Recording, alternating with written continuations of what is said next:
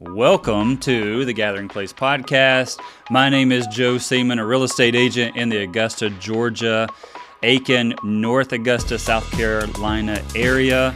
I run the J Properties Group, brokered by Maybarn Real Estate. My name is Hope Seaman, and I am a chaos coordinator and a Jill of all trades.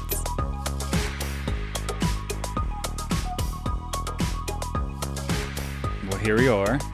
Yes, we're just trying to get it together, right? Trying to get it together.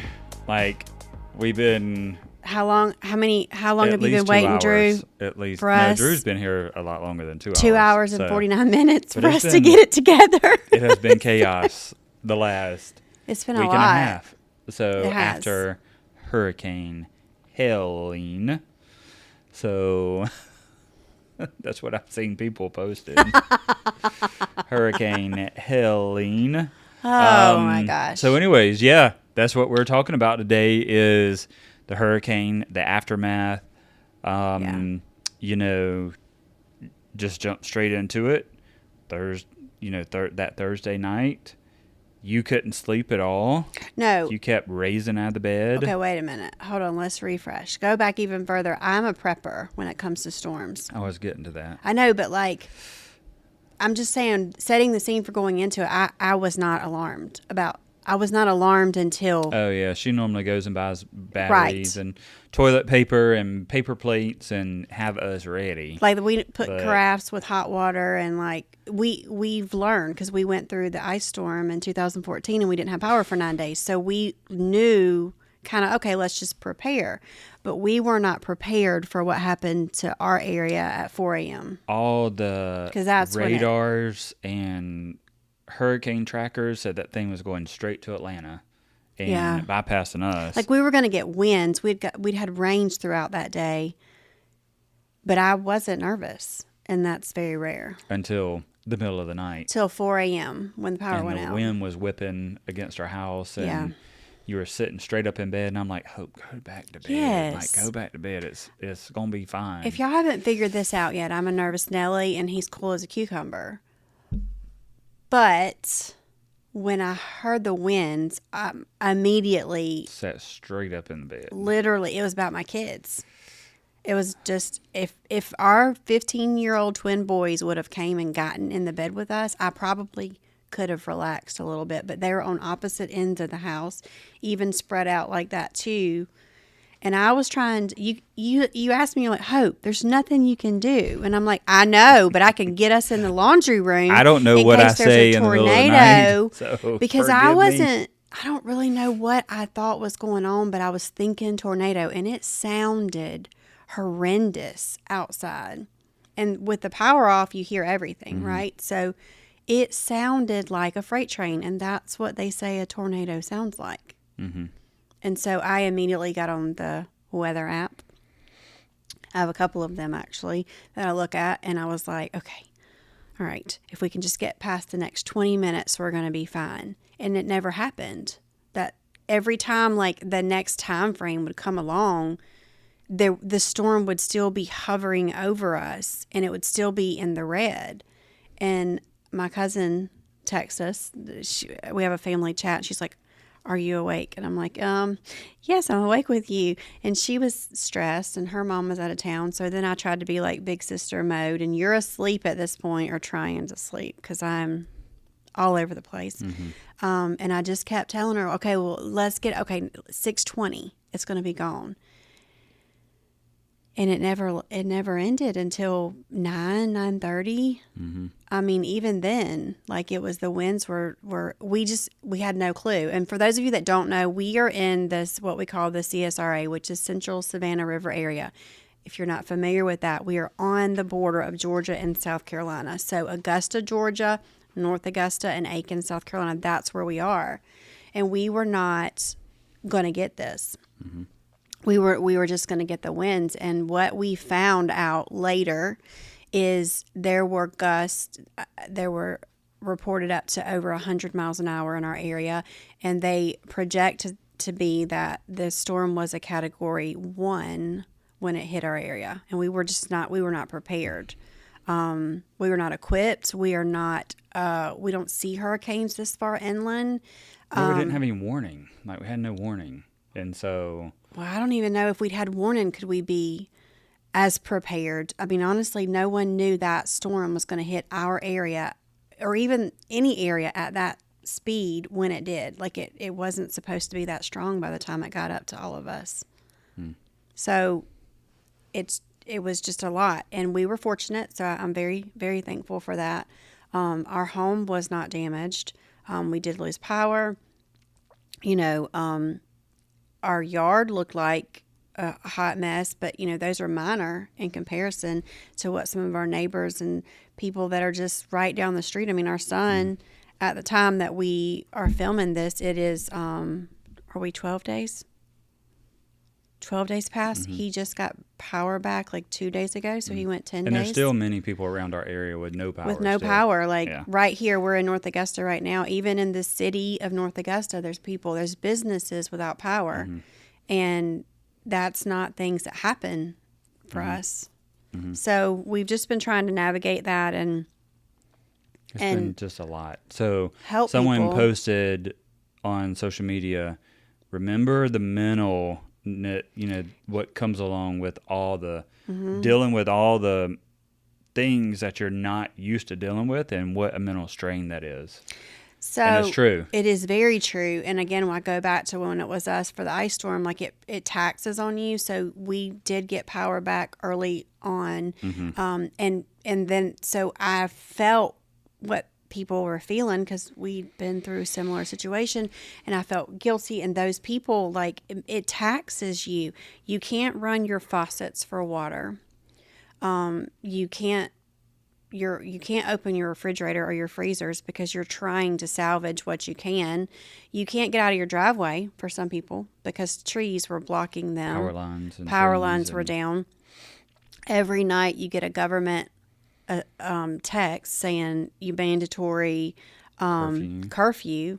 Like, those are things that really freak you out. And your sister had a limb go through one of her bedrooms. A tree go through one of her bedrooms. Like that again, even that right down the road from Keaton's house, the sweet little couple, the Savages. I mean, like, they lost their life in the storm, and the story goes their grandson had just checked on them at 4 when it really kind of hit our area in full force around that time, and he checked on them, and then an hour and 20 minutes later. There's a big crash, and everything changes, and it plays on you mentally, it plays on you physically, it plays on you a lot. And then, but what I will tell you that I try to look at silver linings in situations, and I will say it's been a beautiful thing to watch people in our communities just reach out and help each other at a time where so many things have divided us politically, spiritually, whatever.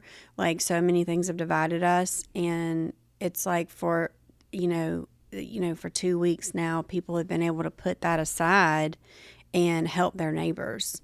As people would get power back, they would say, "Hey, I don't have much, but come to my house, take showers." Now, we did send messages out that privately to people and tried to help where we could. But it was a lot. It was a lot. It's still a lot. And like we said, we're day 12 from Helene, and there's still people in our area that don't have power.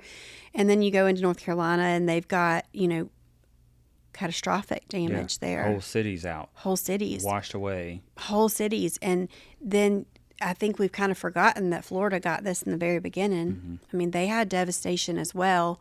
Georgia had devastation. South Carolina led the numbers in power outages for the amount of people. We were 1.4 million, 1.3, 1.4 million without power. And then North Carolina just got decimated in certain areas, and people have lost everything. And it's just wild how something can just devastate. Such destruction. Yeah. Like, you never heard of just whole cities We being don't get gone. hurricanes. We don't get hurricanes. We get them on the coast. We live 2.5 hours from the coast. We get the aftermaths of them. We don't get these things. And And our hearts go out to those in North Carolina. And then as we're filming this too, is it Milton? Mm-hmm. Hurricane Milton. Milton is supposed to be here in about 3 or 4 days. Barreling Florida, towards Florida. not here, but Florida. And it's even stronger, and it's even, but Bigger, all of that, even Florida, y'all, like Florida sent people to South Carolina. Florida sent people to North Carolina to help. Like, it's just, humanity is not lost. And I would say that's probably the thing we needed more than anything in our country right now, at least, so the whole country's not affected, but we needed that. We needed that community. People are just, they have big hearts. And I mean, you have your negative here or there, and there's things that happen. But for the most part, I feel like it's community based and people are helping each other.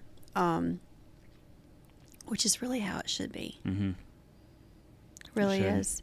Joe's a little out of it today because he is trying to organize something right now. He doesn't like to study. His brain, Joe always has a plan. And so his mind right now is pulled in opposite directions too, because he's actually trying to help another realtor friend of his in North Carolina orchestrate some stuff as well. Mm-hmm. So even though like the devastation was bad here, it's bad in Florida, it's bad in Georgia, is terrible in North Carolina, the western part of North Carolina. And I think it bleeds into East Tennessee too. Yeah, in East Tennessee. But people have been amazing with donating water and food and diapers and clothing items and just a whole host of things. Like the pictures that I have seen outside of these donation drop-off places is just like there's so many supplies just coming out of people's ears, which is amazing. So one thing that I saw on TikTok last night was my realtor friend Lee Brown, and she's in Concord, North Carolina, which is up above Charlotte, North Carolina. Wonderful lady. She is a broker at a small real estate firm, and she is helping with the relief efforts and donations and supplies and things like that. Well, one thing she did was look ahead and see that there's some cold weather coming up there next week. So low 40 degrees and even down into the 30 degrees. Yeah. And so at the time of you seeing this podcast, like this week in North Carolina is going to be some cold weather. So what we did is we grew legs on helping her really, really quick. So I messaged her. She sent me what they are looking for, and we posted out on our social medias. It's been shared and shared and shared. We have gotten monetary donations, and that's the other thing is that if you can't go out and get jackets and gloves and hats and scarves and sweatpants and socks and just even underwear, like how like you need underwear and camp stoves and sleeping bags and blankets. People in North Carolina have lost. They don't have anything. They literally have nothing. So just a blanket. So when we went through that ice storm in 2014, we were 9 days without power. It was cold. And it was cold, and it wasn't just like, oh, it's chilly, like 50 degrees. It was like 20 degrees at night. Right. It was the whole reason we lost power and lost our power systems is the ice froze the lines, and then it took days for it to defrost, and then that's the whole thing. So it was so cold, and after I saw Lee's TikTok, I was like, it worked on me about what would I do if my kids were up there. They're still without power. They're in not unheated buildings, unheated houses, and now they've got this cold weather coming in. No one ever saw that coming, and so, like I said, we grew legs on it pretty quick and rallied our team, rallied a bunch of my friends and business owners and just people that have resources to help, have rallied them to either help provide monetarily. Please send out one of your workers or whoever to go shop for us and drop it off at a drop location. People have stepped up and they're a drop location point. Yeah. This thing has made it across our nation, and someone else has sent in a very nice donation for us to be able to go get supplies for these people, coats and socks and things like that. And then had another person say, we have a house full of stuff that has been donated and we don't know where to take it. Will you come get it? And so that lady actually said that it's a full van load or trailer load, and so you're going up there to pick that up tomorrow. So anyways, that's kind of our efforts, is that, and this will be an ongoing thing, especially with the weather. Right now we're in fall, winter's coming up, and there are literally thousands and thousands and thousands of people without. Well, and I look at it like even our area, like the people who don't have power is because they're having to rebuild the infrastructures, right? The electrical lines and things like that because of the wind damage, which is, again, still ongoing. But they're having to do the same thing, plus rebuild their homes. They're having to rebuild and rebuild from the ground up, where it's just we're all in a different season of this storm. And it's not to diminish anyone's needs in our area. No, it's just in my mind that's a greater need at the moment. And that's why I would like to help. For our area, it's like tree assistance. I think we've kind of gotten the materials that we needed as far as supplies, water. We're slowly getting power back. For us, it's like people are struggling getting trees off the top of their homes and getting insurance adjusters to come out. And don't even get me started on that. People don't have the ability to get these trees off their homes. Like, I drove here to the office today. I passed this house now twice in the past week, and it's just literally trees on top of a house, and instead of being able to move them because they can't, they're laying tarps over them and around them with the trees still on top of their homes. So those are the things we're dealing with here, not to diminish that, because we are, but we can't, there's only so much we can do here in regards to that. So we're trying to put our efforts into a more immediate need at the moment. And so it's just hard to navigate, what to do and what's the best thing there. But for us, that's what we feel like we need to do, because we can't imagine. I just can't imagine. Yeah, and the donations have been poured in, the drop-offs have been poured in, and so we still need a lot more. Like, we can't single-handedly help all those people, but it's a combined effort. But, like, we're going to need this for weeks or months to come. It's going to be an ongoing thing. Ongoing thing for at least, a month or two, I think. And something else I would say, like, it's people just going the extra mile and helping neighbors and doing things like this that's actually doing the most impactful work. When you hear from people, not trying to, like, upset the apple cart or anything, but it's not coming from your insurance companies. It's not coming as frequently from, our government entities. It's coming from neighbor to neighbor. You see a need, you feel a need, and that's what Joe and I have always tried to teach and instill in our boys. And just, yes, you might have it bad. Yes, situations that you're in right now might be uncomfortable, but if we can take the time to look at needs of others and fulfill those needs, then we're doing something right.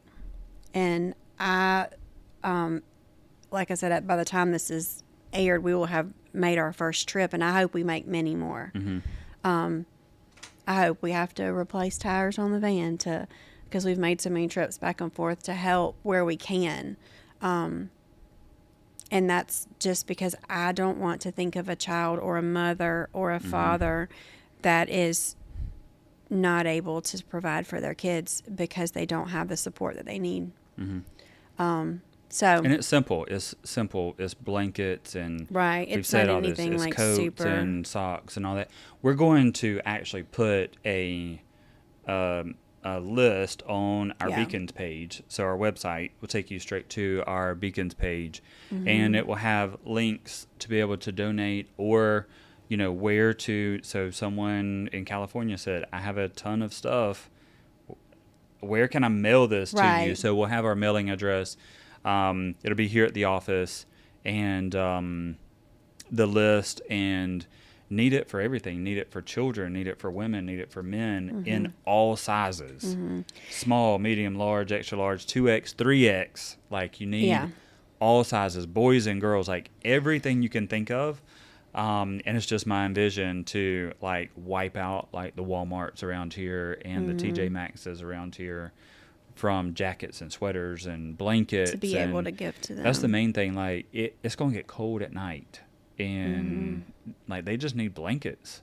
Yeah. Blankets and coats and stuff. And so anyways, that's our efforts. We will get those lists up on our Beacons, and that'll be found on, you can go to the website and find it. And then, people have been extremely, this thing's just been out there just a few hours, and it's just been extremely, we've been very extreme thankful. Generosity poured in so far. And so, it's been quite amazing. And it'll be a change in list. Like, that's what she's doing. She's meeting the needs of the people that are in her community. And so she's boots on the ground, will be able to give us different. It may be blankets this week, and it may be something else the next time. So just, stay she literally tuned. said, like, don't stop giving, but pause on the water. Yes. Pause on the diapers. Right. Because right now we've got to get it sorted and out. But what we do need This is an immediate this need, right? cold weather equipment Right. and clothing and stuff like that. So we'll put more information out. Keep up with us on our social media pages. I post a lot of stuff on my personal page. I try to get it over to our business page, but I post a lot on Instagram, TikTok, and my personal page on Facebook.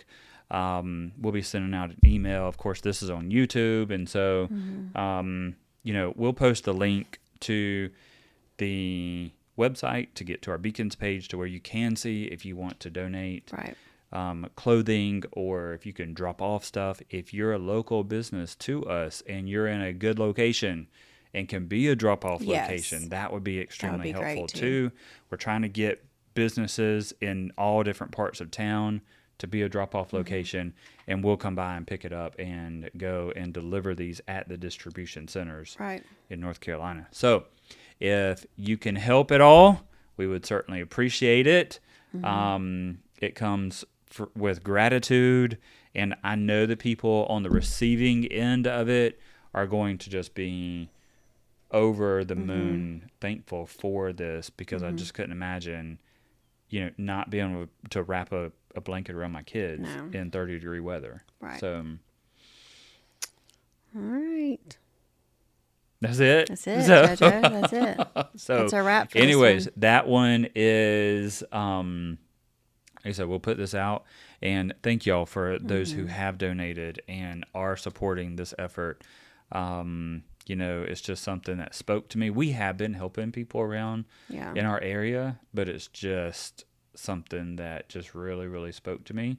In fact, we've got a ton of supplies over here for the linemen in our area that y'all are fixing to bag up and be able to distribute to all of them. So we're just trying to do our part and just trying to help. Like, we're on this planet to help each other. You got to leave people in better shape than you found them. Yes. So Leave you got to them in be a better light shape and help where you can. Yep. So anyways, the link to our website will be down in the description part.